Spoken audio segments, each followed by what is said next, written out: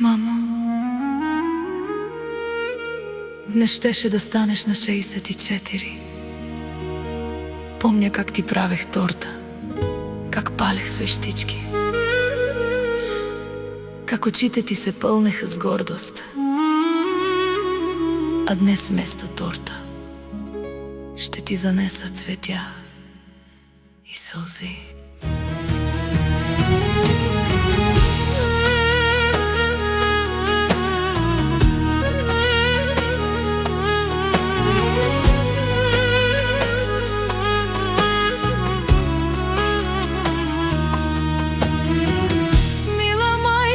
Върнах се, мамо, да бъда с теб, мамо, в нашата родина.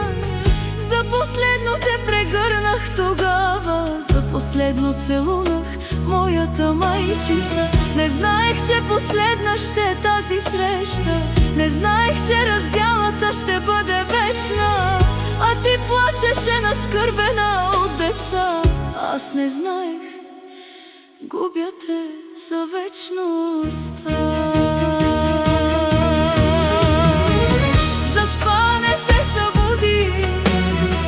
Защо не ме изчака? Само 5 дни не стигнаха, за да се върна. Се върнах, но теб те нямаше. Сърцето ми на 1000 парчета стана. Заспане се събуди, днес е твоя ден, но вместо торта да ти поднеса, аз плача и редя. Вместо букет от цветя красиви, ти нося букет от сълзи горчиви. Последно ти звъннах една вечер късно.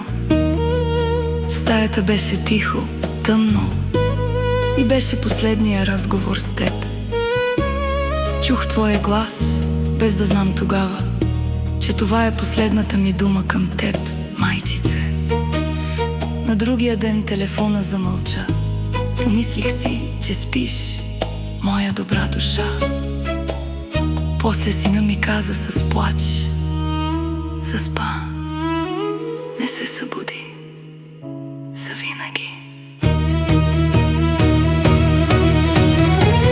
Заспа, не се събуди, защо не ме изчака?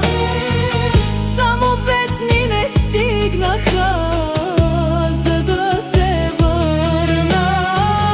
Аз се върнах, но теб те нямаше.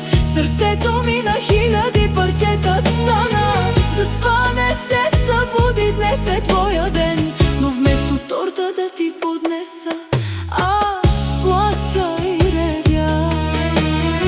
Вместо букет от цветя красиви, ти нося букет от сълзи горчиви. Върнах се със сълзи, сълзи в очите, но теб те нямаше вече сред живите. В студената морга те видях тогава, а от окото ти се проля кървава сълза. После се прибрах в стаята празна. На твоето легло тишината бе ужасна. Никой не лежеше там, моя майчица любима. Разбрах, че вече те няма завинаги. Честит небесен рожден ден, мамо! Днес ще плача за теб безкрайно. Щеше да станеш на 64. Аз ще ти донеса цветя и сълзи. Ще запаля свещ пред твоя гроб. Ще прошепна тихо моята любов. Моя златна майчице, бъди до мен, докато дойде и моят последен ден.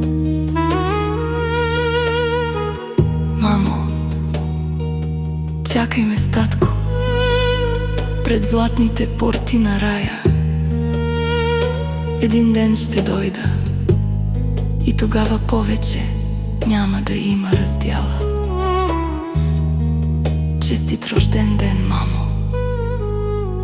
Обичам те завинаги.